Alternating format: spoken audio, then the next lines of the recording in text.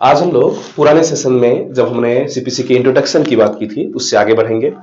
आज technical terms और definitions के तहत सीपीसी को समझेंगे। देखो, सबसे पहले इसमें जो प्रिलिमिनरी पार्ट्स है, हमने कहा था 12 पार्ट है, 1 प्रिलिमिनरी और 11 अलग अलग पार्ट। तो उस प्रिलिमिनरी वाले सेक्शंस में जब आएंगे तो इसमें 8 सेक्शंस हैं। इसमें पहला वाला सेक्शंस की हम बात करते हैं तो इसमें है short title, commencement and extend. इसके बारे में ऑलरेडी हमने डिस्कशन कर लिया कि शॉर्ट टाइटल इसका नाम क्या है, सीपीसी। सीपीसी कौन सा? सीपीसी 1908 जो कि एक्ट का नाम था। जो कमेंसमेंट है ये लागू कब से हुआ? 11/1909 से लागू हुआ। फिर हम बात करते हैं एक्सटेंड, कहां तक, किस एरिया तक। तो हमने चर्चा की ये होल इंडिया में है एक्सेप्ट कौन सा? Nagaland and tribal area. उसमें भी क्यों नहीं था इसके कारण भी हमने बताया। वो ट्राइबल एरिया के बारे में डिस्कशन कहां है? हमने कहा कॉन्स्टिट्यूशन के 6th शेड्यूल के 20th पैरा में डिटेल्ड है। आप पुराने वीडियो में देखेंगे, पुराने लेक्चर्स में, वहां हमारी चीजें क्लियर हो गई। अब लौटते हैं हम लोग कहां थे? डेफिनेशंस की बात करते। जो दूसरा है, ये जो दूसरा वाला पार्ट है ये सबसे इंपॉर्टेंट पार्ट है, ये डेफिनेशंस। इसमें बहुत सारे डेफिनेशंस हैं। उन बहुत सारे डेफिनेशंस को, ये कुछ ऐसे डेफिनेशंस हैं जो यूं ही आप नाम से ही आपको समझ में आ जाएगा। उस डेफिनेशंस को याद करने की आवश्यकता नहीं है, समझने की भी जरूरत नहीं है। कुछ इंपॉर्टेंट डेफिनेशंस हैं, उन डेफिनेशंस पे हम स्पेशली एम्फसाइज करेंगे। उस डेफिनेशंस को स्पेशली आपको समझने होंगे, जो कि उन डेफिनेशंस में कुछ ऑर्डर्स के भी योगदान होंगे, कुछ ऑर्डर्स में भी उसके बारे में प्रॉपर एक्सप्लेनेशंस किए गए हैं, तो हम चाहेंगे उसको देख लेंगे। उन डेफिनेशंस में देखोगे तो 3 डेफिनेशंस जो सबसे महत्वपूर्ण डेफिनेशंस हैं, जिस पे स्पेशली आपको याद करना चाहिए, ध्यान देना चाहिए, वो है ऑर्डर, जजमेंट एंड डिक्री।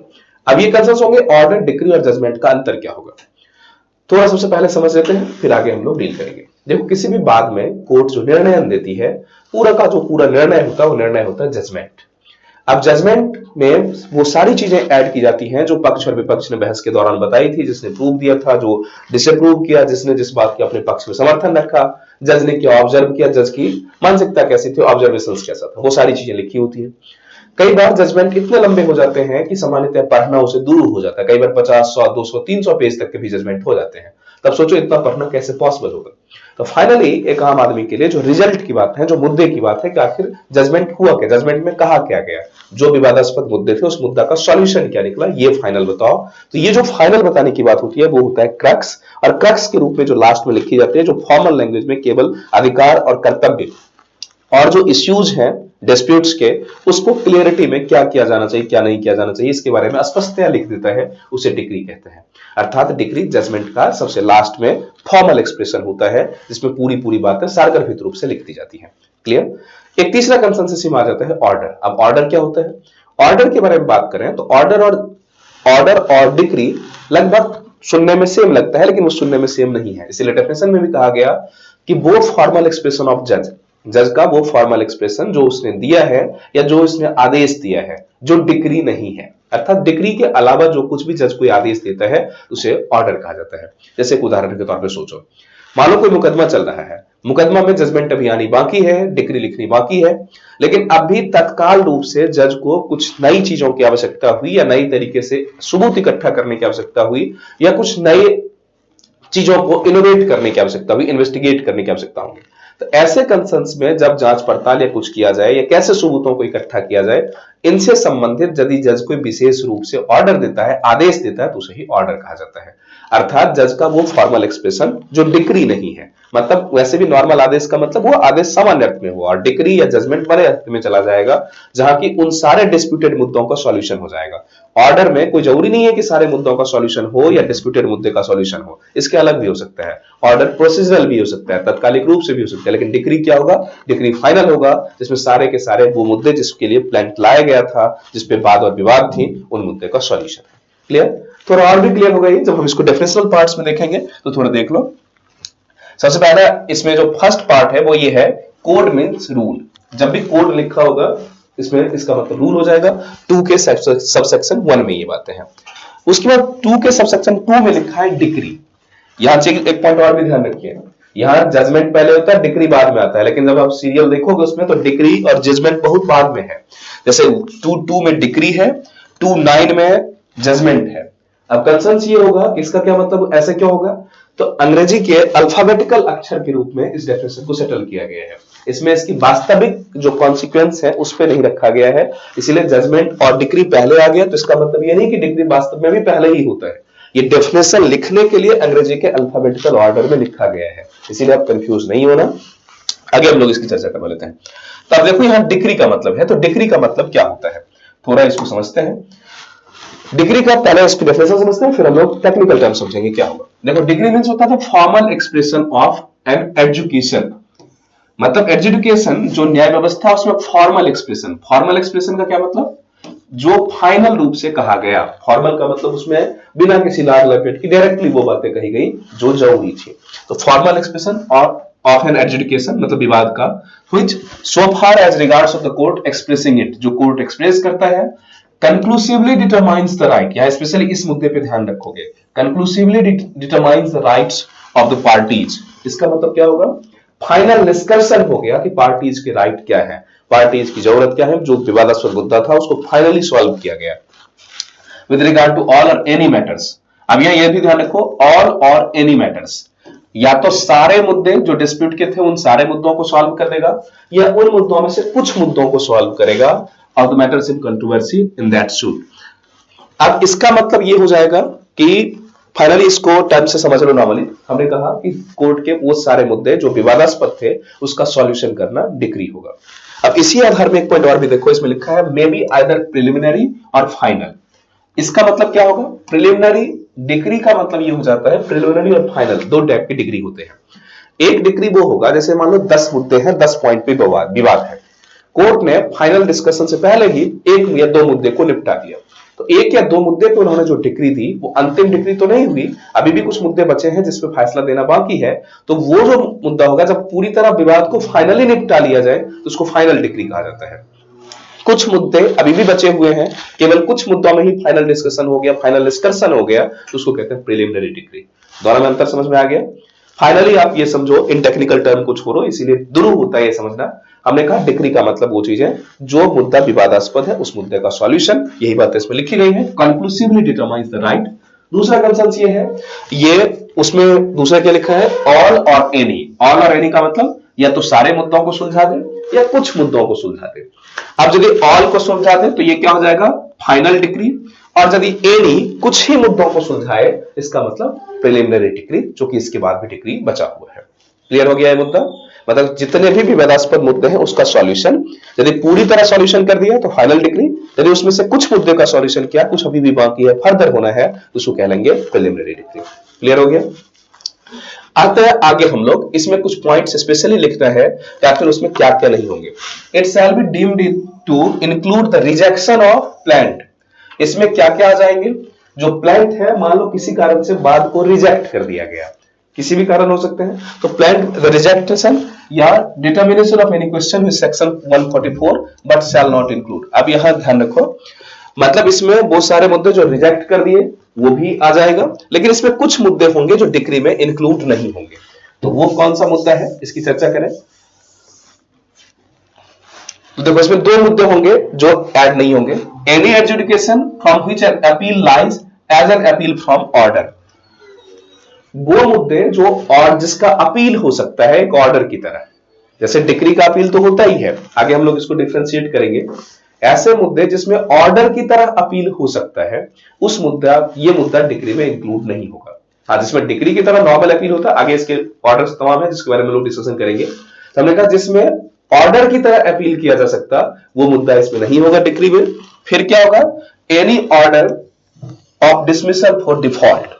यदि डिफॉल्ट के चलते ऑर्डर को डिसमिस कर दिया गया एक प्लांट को, तो वो भी इस डिग्री में नहीं आएगा। जैसे हमने यहां लिखा था ना कि shall be deemed to include the rejection of plaint. Plaint का रिजेक्शन भी डिग्री होगा, लेकिन किस अर्थ में नहीं होगा, उस अर्थ में नहीं होगा जिस अर्थ में कोई डिफॉल्ट के चलते डिसमिस हुआ। डिफॉल्ट का मतलब कोई प्रॉपर तरीके से चार्ज फ्रेम नहीं किया गया, प्रॉपर आरोप नहीं लगाया गया, जो या आपने उसके पक्ष में प्रॉपर सबूत नहीं दिया गया, टेक्निकल कोर्ट फीस नहीं जमा, बहुत सारे इश्यूज होते हैं जो टेक्निकलिटीज। तो टेक्निकलिटीज किसी डिफॉल्ट के चलते यदि बात संस्थगित हुआ या बात को रिजेक्ट किया गया तो वो भी डिग्री में नहीं होगा। डिग्री वही होगा जहां प्रॉपर तरीके से मामले को सुना गया, प्रॉपर तरीके से मामले को सुलझा दिया गया। क्लियर। और भी आगे हम लोग चर्चा करेंगे इस बात को। उसके बाद जो इसका 2 का 9 पार्ट है, 2 का 9th है, 9 सबसेक्शन, उसमें कहा गया जजमेंट। अब जजमेंट में क्या है, तो इसमें लिखा है judgement means the statement given by जज on the grounds of decree और ऑर्डर। अब यहां देखो इसमें क्या कंसर्न होंगे। हमने कहा judgement means the statement given by जज, जज का वो सारा का सारा statement of the grounds of decree और ऑर्डर। ऑफ द ग्राउंड्स का मतलब जो डिक्री वो बना रहा है या कोई आदेश निकाल रहा है, उस आदेश का ग्राउंड क्या है, किस आधार पे बनाया गया। जैसे हमने कहा कि वाद में वादी और प्रतिवादी ने जो जो अपने पक्ष रखे, अपने पक्ष में सबूत पेश किए या पेश नहीं किए, उन सारी चीजों को रखते हुए, उन सारी चीजों को एक्सप्रेस करते हुए, एक्सप्लेन करते हुए ग्राउंड तैयार करता है। उस ग्राउंड के आधार पर ही डिक्री या ऑर्डर दिया जाता है। तो जजमेंट हो गया इसका फॉर्मल एक्सप्रेशन, जिसमें वो सारी चीजें सन्निहित होती हैं जिसे वादी और प्रतिवादी ने कोर्ट में पेश किया था या अपनी दलीलें दी थी। क्लियर हो गया। आगे हम लोग और भी चलेंगे, इसमें थोड़ा सा और आपको डिफरेंशिएशन समझ में आएगा। अब थोड़ा सा ऑर्डर का डेफिनेशन समझ लो। ऑर्डर क्या होगा, तो कहा गया कि order means the formal expression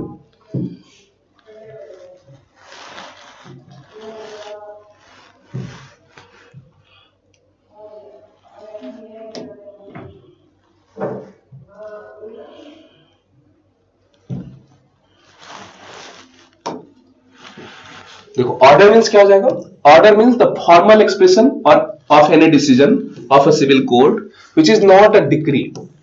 order में भी कोर्ट का आदेश ही होता है, लेकिन ऐसा आदेश जो डिक्री नहीं है। और डिक्री नहीं है कि क्या मतलब होगा, डिक्री नहीं होने का मतलब, इसमें मूल शब्द आप ध्यान रखेंगे कि कोर्ट में जो विवादास्पद मुद्दा है, जिस मुद्दे के लिए वाद को पेश किया गया है, उन मुद्दों पे सॉल्यूशन ना मिलके केवल प्रोसीजरल सॉल्यूशन है। प्रोसीजरल का मतलब उस मुद्दों तक पहुंचने के बीच में यदि कुछ आवश्यकताएं हुई तो उसके लिए जो आदेश दिया जाएगा वो आदेश होगा, ऑर्डर होगा। यह ध्यान रखो, ऑर्डर और डिक्री में दो ही अंतर है। ऑर्डर प्रोसीजरल टाइप्स के होते हैं, जबकि जो डिक्री है वो फाइनल जजमेंट का कंक्लूजन है। वो सारे मुद्दे उसमें सॉल्व कर लिए जाते हैं जिसके लिए वाद स्थापित किया गया था, कोर्ट में केस फाइल किया गया था। क्लियर। अब यहां थोड़ा सा इसको हम लोग टेक्निकलिटी से अगर कुछ सामान्य अर्थों में देखते हैं ये क्या होता है।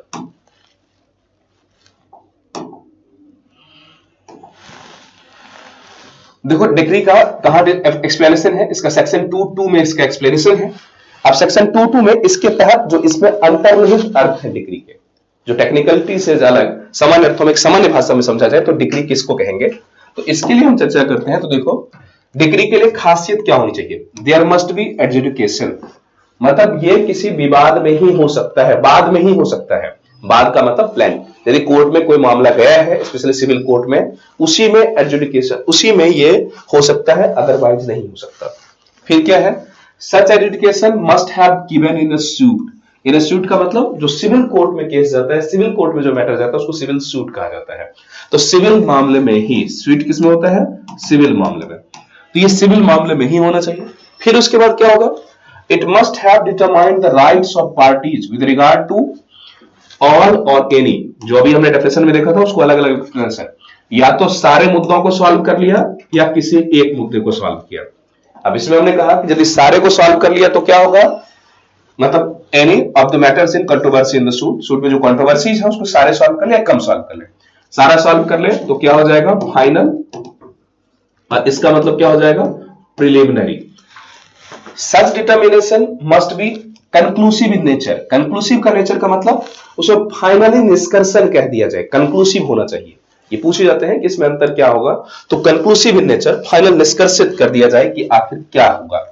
उसके बाद there must be formal expression of such adjudication, मतलब उस एडजुडिकेशन में, उस बाद में फॉर्मल एक्सप्रेशन होना चाहिए। फॉर्मल एक्सप्रेशन का मतलब केवल और केवल न्यायालयी जो उपयुक्त भाषा है उसी भाषा में फॉर्मल एक्सप्रेशन होना चाहिए। फिर उसके बाद क्या है, must have given by civil or revenue court. नाम से ही पता चल गया, सिविल और रेवेन्यू कोर्ट के द्वारा ये दिया जाना चाहिए।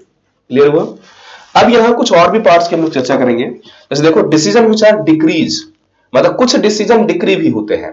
तो वो कौन सा डिसीजन है जो डिक्री के रूप में भी आ सकता है, तो आप इसको ध्यान रखो, जो डिसीजन में क्या उनका डिक्री हो सकते हैं।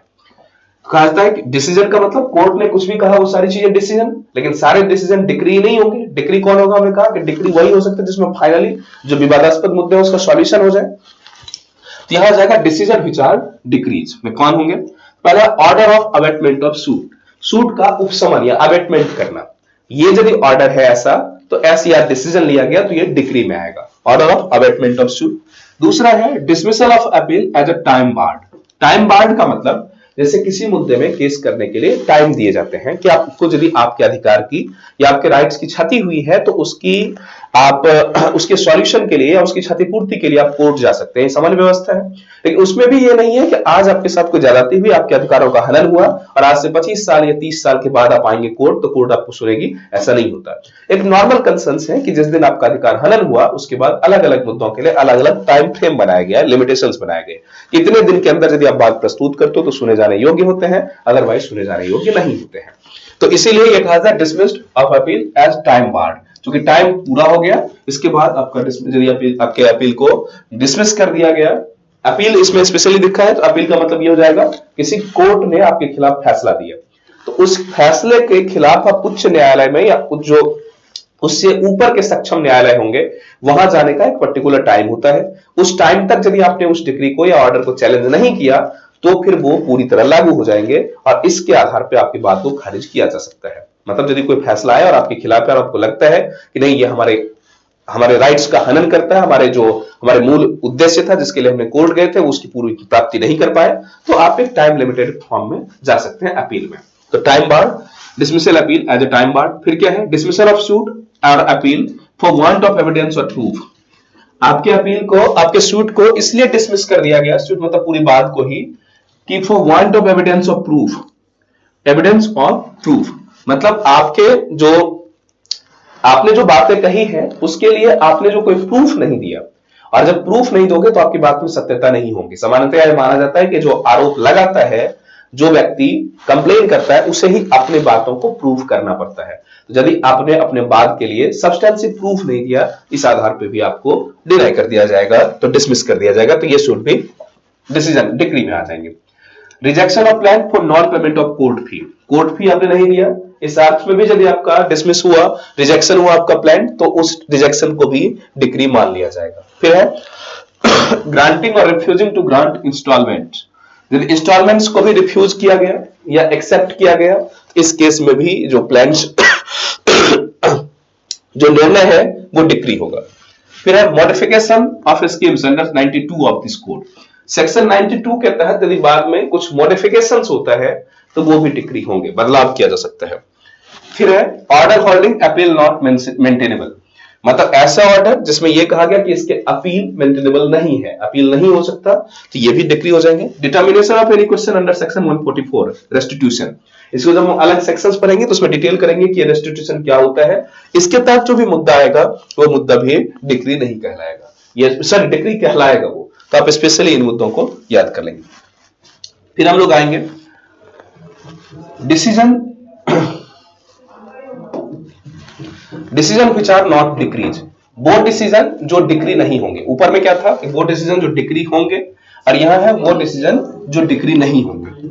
अब इसमें क्या है, dismissal of appeal for default, मतलब ये होंगे कि डिफॉल्ट के चलते यदि कोई अपील डिसमिस हुआ तो उसे डिक्री नहीं कहेंगे। क्यों? क्योंकि हमने कहा डिफॉल्ट मतलब तात्कालिक मिस, इंटेंशनली आपने मिस नहीं किया, कोई कमी रही है तो उस कमी को दूर करने के बाद दोबारा बात को ला सकते हैं, तो ऐसे केस को डिक्री नहीं कहा जाता। Dismissal of appeal for default ये नहीं होगा। Appointment of commissioner to take the accounts, court में किसी मुद्दों के लिए कोर्ट कमिश्नर की नियुक्ति की जाती है, कोर्ट कमिश्नर नियुक्त करता है, तत्काल उस मुद्दे को उस तरीके से सॉल्व किया जाए, जो एविडेंस है या जो कुछ भी है वो प्रस्तुत किया जाए, फिर उसके बाद कोर्ट कमिश्नर का काम समाप्त हो जाता है। तो ये तात्कालिक चूंकि प्रोसीजरल है, और हमने कहा डिग्री क्या होना चाहिए, फाइनल होना चाहिए, तो कोर्ट कमिश्नर की नियुक्ति ही, अपॉइंटमेंट ऑफ कमिश्नर ही क्या होता है, वो प्रोसीजरल है, तो प्रोसीजरल तो डिग्री होंगे नहीं, इसलिए ये भी नहीं होंगे। तो appointment of commissioner to take accounts ये भी डिग्री नहीं होंगे। ऑर्डर ऑफ रिमांड, अब ऑर्डर ऑफ रिमांड की यदि बात करते हैं कि जो पक्ष या विपक्ष या प्रतिपक्ष, सामान्यतः जिस कंसेंस में किसी को रिमांड की ऑर्डर हुआ, तो रिमांड का ऑर्डर भी फाइनल नहीं होता है, इसमें भी ये भी एक प्रोसीजरल पार्ट्स होता है, और इस प्रोसीजरल पार्ट्स के चलते ये भी डिक्री नहीं होंगे। फिर है order granting interim relief, interim relief का मतलब ही नाम से ही समझ में आ रहा है कि अंतरिम राहत। अंतरिम राहत का मतलब अभी तक कोर्ट किसी फैसले पे पहुंची नहीं है, लेकिन तत्काल बीच में कोर्ट को लगता है कि कुछ राहत दी जाए, तत्काल कुछ ऐसे किया जाए, जैसे मान लो तत्काल सुरक्षा की ही जरूरत होगी तो तत्काल सुरक्षा दे दिया जाए, तत्काल किसी को किसी रास्ते का, पानी का, जैसे मान लो वाटर पे डिस्प्यूट है, अब यह रास्ते को लेकर डिस्प्यूट्स है कि ये जमीन हमारी है, ये जमीन आपकी है, अब दोनों के बीच में लड़ाई है। तो जब तक फाइनल नहीं होगा तब तक यदि एक व्यक्ति कहे कि हमारे हमारे घर जाने का रास्ता बंद हो गया तो क्या करेंगे? तो ऐसी परिस्थिति में कोर्ट तत्काल उसको घर जाने के लिए रास्ता दे सकती है। ये इंटरिम रिलीफ होंगे। बाद में फाइनल होने के बाद कि जमीन किसकी है, रास्ता होने चाहिए नहीं होने चाहिए, ये बात का मुद्दा होगा, वो डिक्री होगा जब फाइनल कर दिया जाएगा। हाँ, अभी तत्काल क्या किया जाए तो इंटरिम रिलीफ, राहत दिया जा सकता है, तो इसको कहते हैं ऑर्डर ग्रांटिंग इंटरिम रिलीफ। जैसे कई बार आपने देखा होगा ना, इंटरिम रिलीफ दी जाती है कोर्ट वगैरह में कि जब तक फैसला ना हो जाए तब तक आपको अरेस्ट नहीं किया जा सकता। कई बार ऐसा होता है कि बिना फैसला हुए ही लोगों को अरेस्ट कर लिया जाता है और फैसला होने में कितने भी साल लग जाते हैं। तो ये इंटरिम रिलीफ हुआ कि तत्काल बिना फैसले के बीच में आपको कुछ छूट या कुछ लाभ दी गई, तो ये भी डिक्री नहीं होंगे। Return of land for presentation of proper court, आपके प्लांट को इसलिए रिटर्न कर दिया गया कि आप प्रॉपर कोर्ट में जाइए। आगे का सेक्शन, आगे का जो चैप्टर्स होगा उसमें भी होगा कि कोर्ट की आधिकारिकता, जो रिस्ट्रिक्शन ऑफ कोर्ट, कि हर कोर्ट, जितने भी कोर्ट्स हैं, कोर्ट की अपनी एक लिमिटेशंस होती हैं, civil court, criminal court, revenue court. उसके साथ साथ कोर्ट में भी कौन सा कोर्ट, लोअर कोर्ट या हाई कोर्ट या सुप्रीम कोर्ट, किस कोर्ट में जाएंगे। तो कई बार प्लेंटिफ को या जो वादी होता है उसे पता नहीं होता, या भाई टेक्निकल या किसी भी ग्लिच के चलते वो वहां पहुंच जाता है जिसके अधिकार क्षेत्र में वो कोर्ट नहीं आता, या उसके अलावा कहीं और भी जा सकता था। तो ऐसे परिस्थिति में जिस जुरिस्डिक्शन में या जहां आपको जाना चाहिए वहां नहीं गए, तो ऐसे स्थिति में उस जज की भी या मजिस्ट्रेट की भी जिम्मेदारी बनती है कि आपके प्लांट को वहां भेजने के लिए आपको डायरेक्ट कर सके जहां वो ओरिजिनली जाना चाहिए था। तो इसका मतलब हो जाएगा return of land for presentation to the proper court तक पहुंचने के लिए। फिर क्या होगा इसमें, अगला है dismissal of suit under order 23 rule 1। ये ऑर्डर 23 रूल 1 आगे हम लोग डिस्कशन करेंगे। तो यदि ऑर्डर 23 रूल 1 के तहत भी आपके केस को डिसमिसल कर दिया गया तो ये भी कंसर्न्स नहीं बनेंगे, ये भी डिक्री में नहीं आएगा। फिर है refusing to wind up a company, company को वाइंड अप करने से रिफ्यूज कर देना, कंपनी को बंद करने से रिफ्यूज कर देना, ये भी डिक्री में नहीं आएगा। Any adjudication from which an appeals lies an appeal from an order, उसमें भी हमने कहा था कि ऑर्डर के रूप में जिस अपील का अपील किया जा सकता है उसको भी डिक्री नहीं कह सकते। Then any adjudication from which an appeal lies, ऐसा विवाद जिसपे अपील लाइज करता है as an appeal of an order from an order, एक ऑर्डर में जिस तरह अपील किया जा सकता है वैसे यदि यहां भी अपील किया जाए तो ऐसे अपील को भी हम लोग डिक्री नहीं कहते। अब आ जाएंगे क्लासेस ऑफ डिक्री, ऑलरेडी हमने डिस्कशन कर लिया था इस आधार पे कि क्या होंगे कि यदि सारे मुद्दों का सॉल्व कर लिया तो फाइनल डिक्री, नहीं तो प्रिलिमिनरी डिक्री।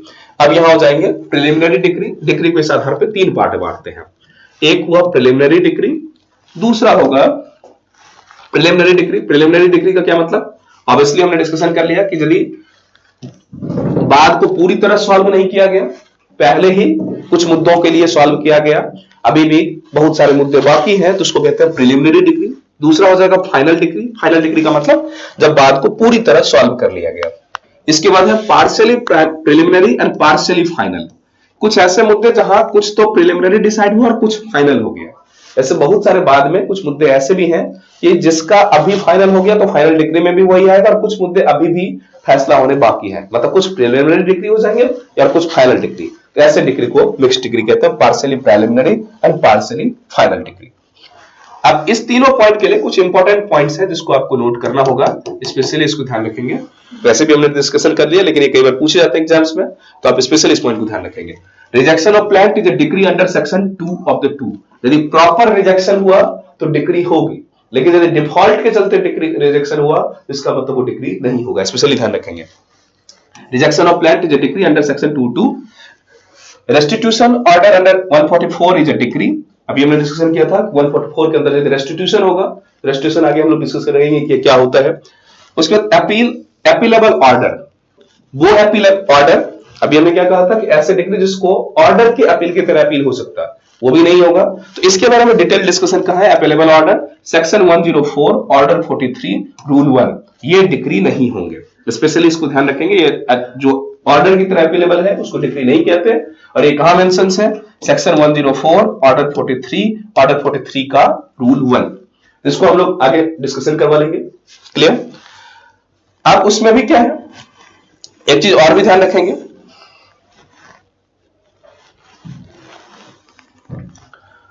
अपीलेबल ऑर्डर हो सकता है, फिर है dismissal for default order is not a decree. इसमें हमने चर्चा करवाया ही लिया कि डिसमिसल फॉर, इसमें क्या था, dismissal for default order is not a decree.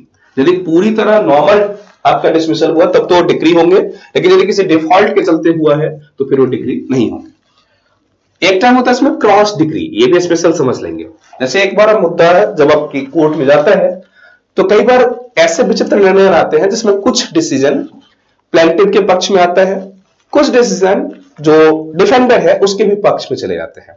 दोनों के लिए डिसीजन आ गया तो दोनों के लिए ही दोनों के हित की पूर्ति या दोनों के ही जो हित है उसकी पूर्ति की गई, इसको क्रॉस डिसीजन कहते हैं। जैसे एग्जांपल के तौर पर इसको देख लो, a decree of plaint against defendant. तो ये तो नॉर्मल ही होता है, प्लेंट के सामान्यतः क्या होगा, केस या तो जीतोगे या हारोगे। जीतोगे तो decree of plaint against defendant, लेकिन इसी केस में and a decree of defendant against plaintiff, मतलब कुछ राहत डिफेंडेंट के अगेंस्ट प्लेंटिव को भी मिला और कुछ राहत प्लेंटिव के अगेंस्ट डिफेंडेंट को भी मिला, दोनों को बेनिफिट्स मिला, तो इसको कहते हैं क्रॉस डिक्री। ये स्पेशली आप ध्यान रख लेना।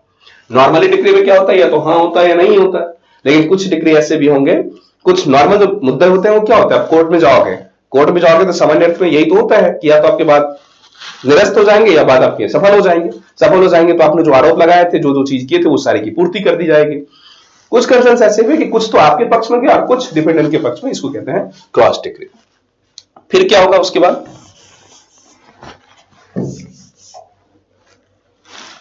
अ decree passed by court without jurisdiction is nullity. ये स्पेशल पॉइंट्स हैं जिसको आपको याद करना होगा कि वो ऑर्डर या वो डिक्री जो वो जज या वो कोर्ट पास करता है जिसके पास उसकी जुरिस्डिक्शन ही नहीं थी, फिर भी किसी मुद्दे के कारण वो मुद्दा चला गया उसके पास और जज ने सुन लिया, सुनने के बाद फाइनल दे दिया, तो फाइनल डिस्कशन कुछ भी होगा वो नलिटी होगी, मतलब जीरो होगा।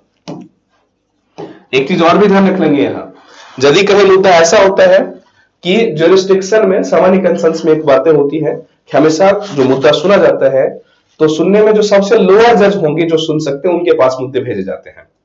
तो हमने कहा कि जिनके पास भेजा जाना था उनके बजाय किसी और के पास चला गया, और उनके पास चला गया जिसके पास अधिकारिता नहीं थी, तब तो वो जीरो होगा। लेकिन ऐसा होगा कि जिसके पास कोर्ट जाना था और आपने उससे हायर अथॉरिटी या उससे ऊपर के न्यायालय में पहुंच गए और उससे उच्चतम अधिकार वाले कोर्ट ने निर्णय दे दिया। सामान्य में ऐसा होता नहीं, चूंकि वो आपको वापस लौटा देगा कि जहां जाना था वहां चले जाइए, लेकिन फिर भी बाय डिफॉल्ट कुछ ऐसा हुआ कि जो जिस जज के जिस मजिस्ट्रेट जिस न्यायालय में जाना था उससे उच्चतम पावर वाले न्यायालय के पास मुद्दा चला गया और उसने उस पर फैसला दे दिया, तो वो फैसला मान्य होगा।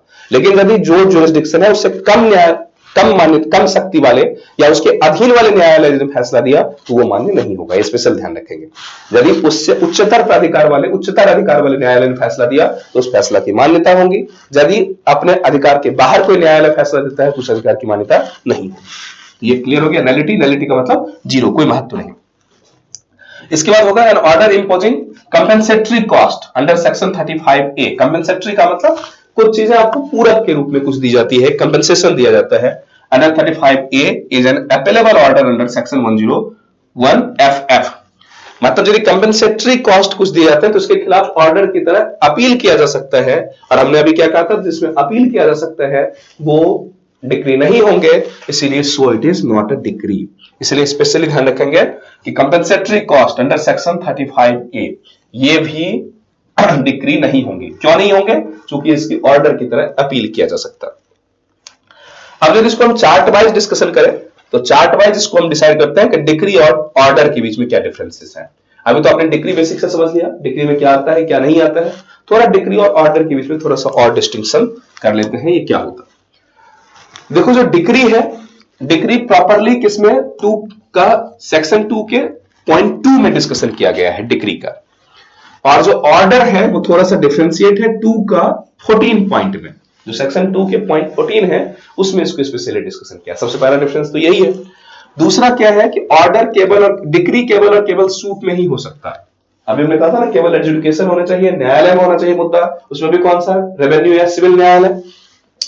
ये केवल और केवल सूट में होना चाहिए, जबकि जो ऑर्डर है वो कहीं भी हो सकता है, सूट पेटिशन एप्लीकेशन कहीं भी हो सकता है। क्योंकि ऑर्डर का मतलब है जिसका फॉर्मल एक्सप्रेशन, और फॉर्मल एक्सप्रेशन भी कौन, जो डिक्री नहीं हो। और डिक्री में क्या है, जो विवादास्पद मुद्दों का सारा सॉल्यूशन हो। दूसरा कंसर्न है conclusively educate the rights and liabilities of the party. इसमें फाइनली वो निर्धारित कर दे कि पार्टीज के राइट और लायबिलिटीज, उत्तरदायित्व और जिम्मेदारी और अधिकार क्या है, उसको फाइनली कर दिया। इसमें क्या हो सकता है, ये कर भी सकता है, नहीं भी कर सकता। ऑर्डर में पार्टी के राइट्स डिसाइडेड हो भी सकते हैं और नहीं भी हो सकते हैं, जबकि डिक्री का मतलब है कि होना ही चाहिए। फिर क्या है, डिक्री कई पार्ट में बढ़ सकते हैं, प्रिलिमिनरी, फाइनली या partially preliminary and partially final, ये भी हो सकता है। हमने डिस्कशन किया, सारा मामले सॉल्व कर लिया तो फाइनल, कुछ किया कुछ नहीं किया तो प्रिलिमिनरी। इसमें क्या होगा कि ऑर्डर ही होता है, वो एक ही होता है। मतलब ऑर्डर नंबर तो ज्यादा हो सकते हैं, लेकिन ऑर्डर कोई प्रिलिमिनरी और फाइनली नहीं होता। ऑर्डर जो हो गया वो वही ऑर्डर होता है, या तो माने होगा या तो माने नहीं होंगे। तो ऑर्डर का मतलब ऑर्डर में ये मुद्दा नहीं होता, मतलब इसमें प्रिलिमिनरी या फाइनल ये सब नहीं होता, इसमें प्रिलिमिनरी फाइनल आदि नहीं होते। इसके बाद है जनरली जो डिक्री होंगे वो क्या होता है, डिक्री तो एक ही होगा क्योंकि फाइनली राइट को कर दिया जाएगा। तो फाइनली राइट और लायबिलिटीज का जब निर्धारण कर दिया जाएगा तो decree generally one in each suit, प्रत्येक सूट में केवल एक ही डिक्री होंगे, जबकि ऑर्डर कई हो सकते हैं। एक सूट के दौरान कई सारे ऑर्डर्स हो सकते हैं, क्योंकि हमने क्या कहा, ऑर्डर का काम क्या है, राइट एंड लायबिलिटी डिसाइड कर भी सकता है, नहीं भी कर सकता। तो तात्कालिक प्रोसीजर के रूप में कितने भी ऑर्डर पास किए जा सकते हैं, लेकिन डिक्री प्रायः एक ही होता है। उसके बाद क्या होगा, it is applicable under section 96 of the CPC. मतलब सीपीसी के सेक्शन 96 में कहा गया कि यदि डिक्री से आप सहमत नहीं है, आपको लगता है कि आपके जो ड्यू राइट्स थे या लायबिलिटीज उसका प्रॉपर निर्धारण नहीं किया गया, तो आप उस डिक्री के खिलाफ उच्चतम प्राधिकार में अपील कर सकते हैं। और ये कहा है 96 में व्यवस्था है। लेकिन ऑर्डर के खिलाफ क्या है, ऑर्डर में सामान्यतः अपील नहीं की जाती, कुछ विशेष ऑर्डर ही हैं जहां अपील किए जा सकते हैं। तो वो कौन है, तो इसमें क्या है, पहले तो ये लिखा न्यूमरस ऑर्डर पास्ट, कई सारे पास किए जा सकते हैं। Only those orders are applicable which are described under section 104 order 43 rule 1। हमने कहा कि सारे के सारे ऑर्डर में अपील नहीं हो सकता, कुछ विशेष ऑर्डर ही है जिसमें अपील हो सकते हैं। और वो भी कहां मेंशंस है, तो सेक्शन 104 ऑर्डर 43। एक तो सेक्शन 104 में भी है और 43 जो ऑर्डर है उसमें कई सारे रूल है। हमने कहा था ना कि ऑर्डर में कई सारे रूल्स होते हैं, तो ऑर्डर 43 का रूल फर्स्ट, इसमें जो ऑर्डर मेंशंस है केवल उसी का अपील हो सकता है। फिर उसके बाद मतलब यहां भी बेसिक सा ध्यान रखो, 2 पॉइंट कि अपील मतलब जो डिक्री का अपील है वो कौन सा है, 96 में है। और ऑर्डर का अपील, एक तो सारे ऑर्डर में अपील होते नहीं है, और जिन ऑर्डरों का अपील किया जा सकता है वो कौन सा है, 104 सेक्शन में। और यदि ऑर्डर की बात करें तो ऑर्डर 43 रूल 1। ध्यान रखो, ये वाला ऑर्डर नहीं है, ये वाला जो ऑर्डर है वो हमारा कोड में जो लिखा गया ऑर्डर है वो वाला ऑर्डर है। और ये जो ऑर्डर, जिस ऑर्डर की हम बात करें वो आदेश, कोर्ट का आदेश वाली ऑर्डर है, ये हमारी संहिता वाला ऑर्डर है, ऑर्डर 43 रूल 1। क्लियर। इसके बाद हम बात करेंगे सामान्यतः यदि डिक्री पे आपने अपील की और वहां भी आपके खिलाफ फैसला आ गया, आपके मनमाफिक नहीं आया और आपको लगा कि आपके राइट और लायबिलिटीज की प्रॉपर डिसीजन नहीं हुई, तो आप दोबारा भी अपील कर सकते हैं, तब तक कि जब तक कि सबसे लास्ट जो हमारा सुप्रीम कोर्ट है वहां तक मामला समाप्त ना हो जाए, तब तक आप करते रह सकते हैं। जो उच्चतम प्राधिकार है, उच्चतम प्राधिकार तक आप अपील करते रह सकते हैं। अर्थात डिक्री का पहला अपील, फिर दूसरा appeal and so on, multiple appeal हो सकता है। Second appeal on substantial question of law under section 100, मतलब सेक्शन 100 में इस बात की स्पेशल व्यवस्था की गई है कि इस लॉ का सब्सटेंशियल कुछ क्वेश्चंस है, उस सब्सटेंशियल क्वेश्चंस के लिए आप दोबारा अपील कर सकते हो कि इन मुद्दों को प्रॉपर्ली सॉल्व किया जाना आवश्यक है, जबकि सॉल्व नहीं किया गया। लेकिन जो ऑर्डर होंगे उसके सेकंड अपील नहीं होते, no second appeal.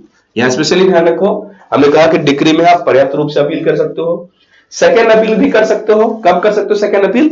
Second appeal का मतलब उच्चतम स्तर तक, जब आप में उसमें सब्सटेंशियल क्वेश्चन ऑफ लॉ बचा हुआ हो। सब्सटेंशियल का मतलब कुछ कानून से संबंधित कुछ महत्वपूर्ण मुद्दे जिसका उत्तर देना अनिवार्य है, जिसकी प्राप्ति अनिवार्य है, तो सेकंड अपील भी हो सकता है। ऑर्डर में हमने क्या कहा, एक तो ऑर्डर में अपील नहीं होता, कुछ एक्सेप्शनल है जैसे ऑर्डर 104, ऑर्डर 43 रूल 1, और उसमें भी यदि होगा तो सेकंड अपील नहीं होंगे। ये स्पेशली आपको ध्यान रखना है। इसके बाद हम लोग बात करते हैं कुछ और, तो distinction among decree, order and judgement. थोड़ा सा इस तीनों का डिफरेंस समझ लो कि इसके बीच में डिस्टिंक्शन क्या होता है, डिक्री, ऑर्डर और जजमेंट में क्या अंतर होता है। देखो, डिक्री, ऑर्डर और जजमेंट में अंतर क्या होते हैं।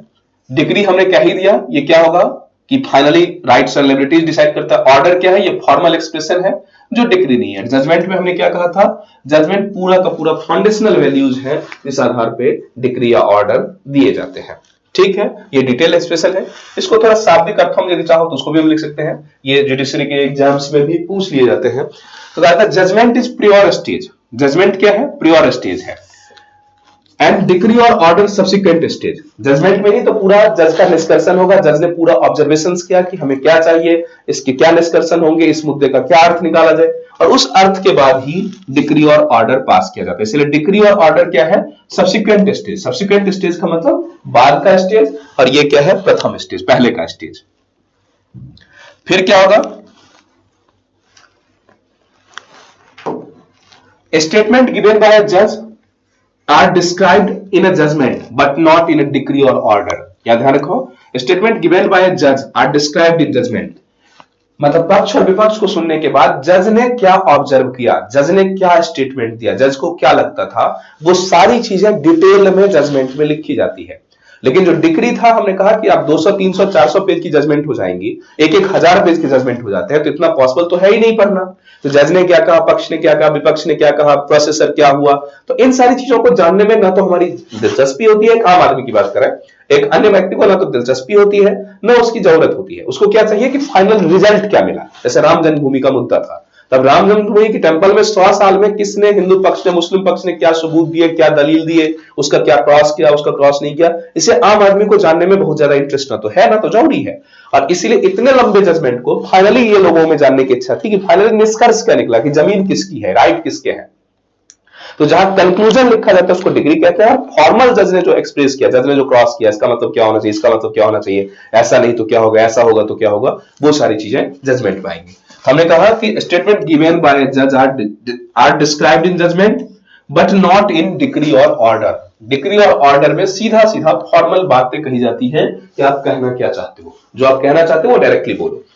फिर उसके बाद तीसरा क्या है, formal expression of an order is in a judgement is not necessary.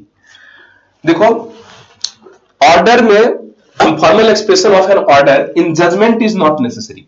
Judgement में फॉर्मल ऑर्डर होना कोई नेसेसरी नहीं है, क्योंकि जजमेंट में हमने कहा कि सारी बातें लिख दी जाती हैं, तो उसमें फॉर्मल होना या ना होना नेसेसरी नहीं है। लेकिन नॉट नेसेसरी दो इट इज डिजायरेबल। हाँ, डिजायरेबल है, डिजायरेबल है कि मतलब आप केवल और केवल फॉर्मल लिखिए, क्योंकि उससे सारगर्भिता बढ़ेगी, लोग सीख लेंगे, लेकिन ऐसा कोई नेसेसरी नहीं है। लेकिन डिक्री में क्या है, स्पेशली पूरी की पूरी जो चीजें होंगी फॉर्मल ही होंगी। तो इसमें लिखा है formal expression of an order in judgement is not necessary, जरूरी नहीं है और होता भी नहीं है, दो इट इज डिजायरेबल। लेकिन ये डिजायरेबल है, डिजायरेबल का मतलब इसकी इच्छा, ये संतुष्ट है, मतलब ये जरूरी है, ये फॉर्मल होना चाहिए। लेकिन डिक्री में यह ध्यान रखो, यह दोनों अंतर है। जजमेंट में फॉर्मल होना चाहिए है, इसकी इच्छा है, होना चाहिए, लेकिन होता नहीं है। लेकिन डिक्री केवल फॉर्मल ही होना चाहिए और फॉर्मल ही होता भी है। फिर होगा ऑर्डर 2, ऑर्डर 20 रूल 6A। ये जो ऑर्डर 20 का रूल 6A है, enact that last paragraph of judgement should state the relief granted. Order 20 का रूल 6A कहता है कि जो last para of the judgement है, हमने कहा कि 100, 200, 400 या 2-4 जितने भी लंबे पेज हैं पूरे, उस सारे का जो फाइनल पैराग्राफ है of judgement should state the relief granted. Relief granted का मतलब कोर्ट ने क्या रिलीफ दिया, वो फाइनली कंक्लूसिव रूप में लिखा जाना चाहिए, ताकि सीधे सीधे लोग जो पढ़े उस जजमेंट को निष्कर्ष पर पहुंच जाए। क्लियर। फिर उसके बाद हम बात करते हैं प्रिलिमिनरी एंड फाइनल डिक्री। तो सेक्शन 97 में इसकी बात की गई, the preliminary decree can not dispute in an appeal file against final decree. इसमें क्या है, 97 में एक स्पेशल सा मेंशन किया गया कि preliminary decree can not dispute in an appeal file against final decree. मतलब यदि आप फाइनल डिग्री के अगेंस्ट आप अपील करते हो, तो प्रिलिमिनरी डिग्री में क्या था उस पे आप चैलेंज नहीं कर सकते। क्लियर। मतलब यदि फाइनल डिग्री पे आपने अपील, तो समानता फाइनल डिग्री पे की जाती है, जब आप फाइनल डिग्री पे आप अपील करेंगे तो प्रिलिमिनरी डिग्री से बहुत ज्यादा कोई उसमें कंसर्न्स नहीं रखा जाता है। इसलिए कहा the preliminary degree can not be dispute, मतलब इसमें कोई डिस्प्यूट नहीं हो सकता। आपने जिस पे अपील की है, जिस डिग्री के खिलाफ, केवल उसी पे बात करेंगे। तो कहा गया can not be disputed primary degree in an appeal filed against final decree. यदि अपील फाइल किया गया किसके खिलाफ, फाइनल डिग्री के खिलाफ, तो प्रिलिमिनरी डिग्रीज का मतलब है कि नॉर्मल डिस्प्यूटेबल नहीं है। इससे कॉमन भी कंसर्न है।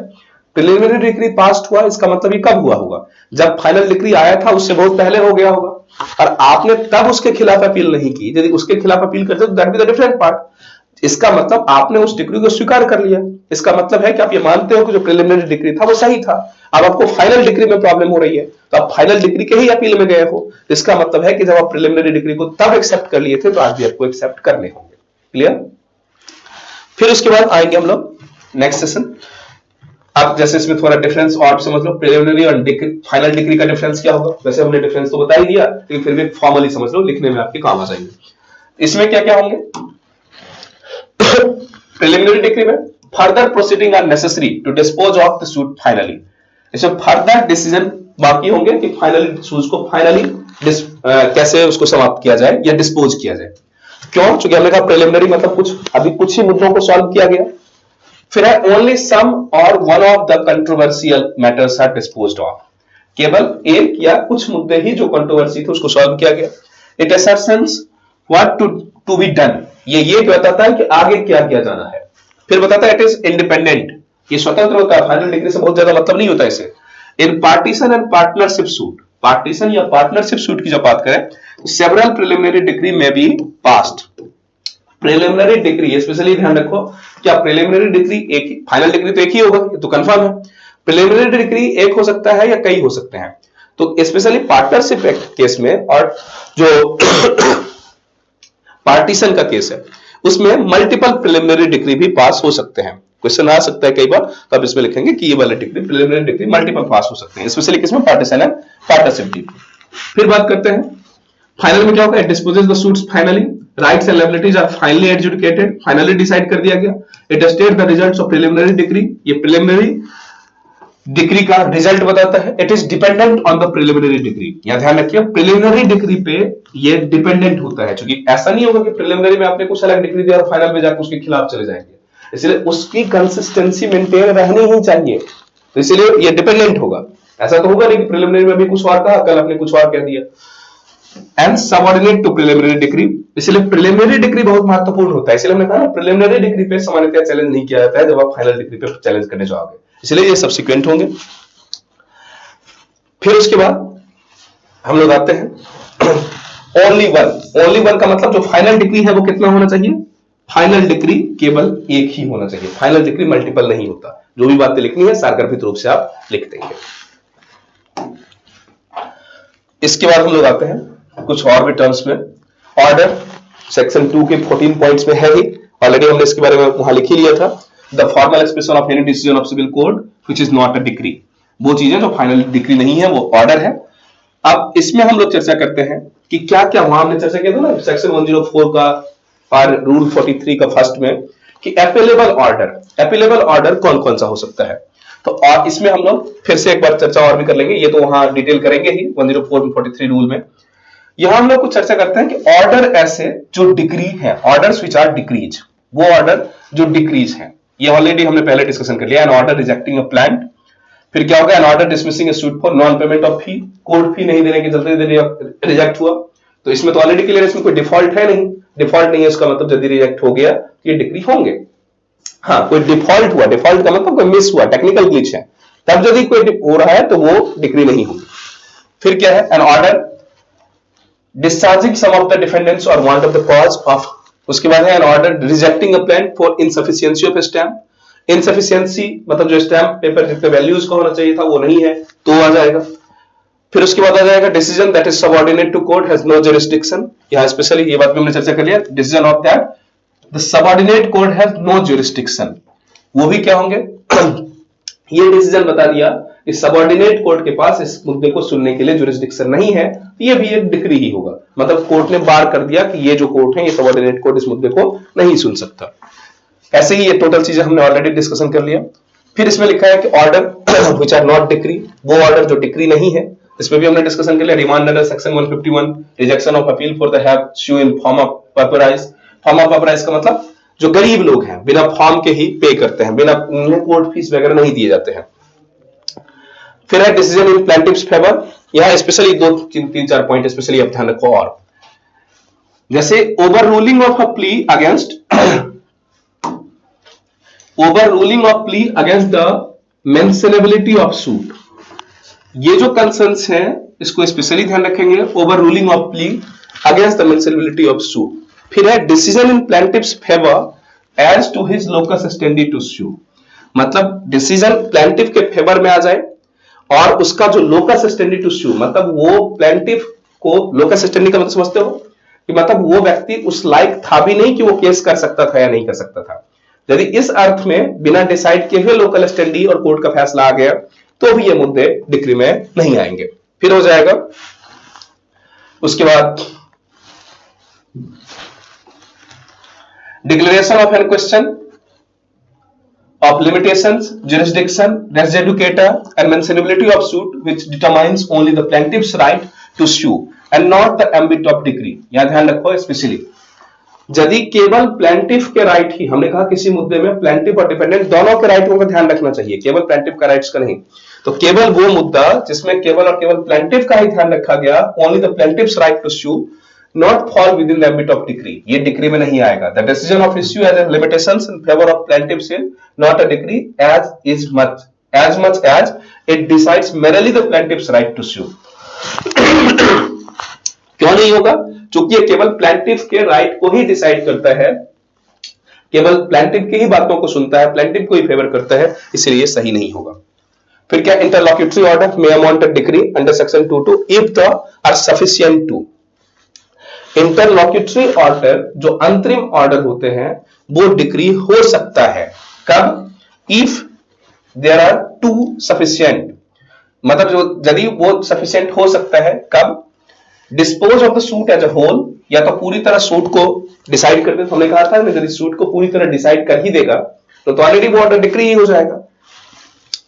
No matter whether they are passed in suit execution proceeding etcetera, मतलब यदि वो ऑर्डर यदि पूरी तरह सूट को समाप्त कर दिया, डिस्पोज कर दिया, पूरी तरह सारे राइट्स एंड लिबर्टीज को निर्धारित कर दिया, तो अब इससे मतलब है कि वो डिक्री तो होंगे ही। ठीक है, अब आ जाएगा थोड़ा सा एक और चार्ट बनाते हैं, difference and similarity between order and decree. Order और डिक्री के बीच में सिमिलरिटी और डिफरेंस क्या है? देखो, ऑर्डर और डिक्री दोनों के बीच में सिमिलरिटीज क्या है? जो दोनों की ये 214 और 22 में तो क्लियर ही है, it may arise from the plant petition application, ये ऑलरेडी हमने डिस्कशन कर लिया। एन ऑर्डर मे बी और may not be finally determine the right, ये राइट्स डिटरमाइन कर भी सकता है, नहीं भी कर सकता है। सेकंड अपील नहीं हो सकती इसमें। मेनी ऑर्डर में भी पास, कई सारे ऑर्डर पास हो सकते हैं। नो प्रिलिमिनरी ऑर्डर, ऑर्डर कोई प्रिलिमिनरी नहीं होता, ऑर्डर जो है वो वही होता है। डिक्री में क्या है, arises from plants only, it determines the rights finally, rights and liberty decide करता है। मे बी सेकंड अपील हो सकता है। सेकंड अपील कब हो सकता है? जब कोई लॉ का सब्सटेंशियल इश्यूज बचा हुआ हो तब। फिर क्या है, इट मे बी प्रिलिमिनरी और फाइनली। दोनों में कॉमनलिटीज क्या है? ये तो दोनों का डिफरेंस था। कॉमनलिटीज ये है कि दोनों कंट्रोवर्शियल मैटर में ही दिए जाते हैं, जब कोई मुद्दा विवादास्पद हो तभी दिए जाएंगे। डिसीजन ऑफ ही कोर्ट है, दोनों ही मुद्दा कोर्ट के द्वारा ही दिया जाएगा। यहां जिस ऑर्डर की बात कर रहे हैं, दोनों है adjudication of court of law, मतलब दोनों ही उसी के द्वारा दिया जाएगा जिस कोर्ट के पास अधिकारिता है उस मुद्दे को सुनने की, उसी मुद्दे में सॉल्व होगा। और फिर दोनों ही फॉर्मल एक्सप्रेशन की बात होती है, सामान्यतः फॉर्मल एक्सप्रेशन की उम्मीद की जाती है। तो आई होप ये तीन चीजें क्लियर हो गई, जजमेंट, ऑर्डर एंड डिक्री। इस बात को स्पेशली इस बात को याद कर लेंगे और ध्यान में रखेंगे, क्योंकि ये कई बार एग्जाम से पूछे जाते हैं। अब जब हम लोग आएंगे अलग सेक्शन में तो हम लोग जुरिस्डिक्शन ऑफ कोर्ट्स की चर्चा करेंगे कि किस कोर्ट में किस आधार पे मुकदमे लिए जा सकते हैं, प्लेंट फाइल किया जा सकता है, और क्या क्या हो सकता है, प्लेंटिफ्स के राइट क्या होंगे, प्लेंटिफ्स कौन होता है, क्या हो सकता है। इन सारी चीजों पे नेक्स्ट सेशन में डिस्कशन करेंगे। Thank you, thanks for today.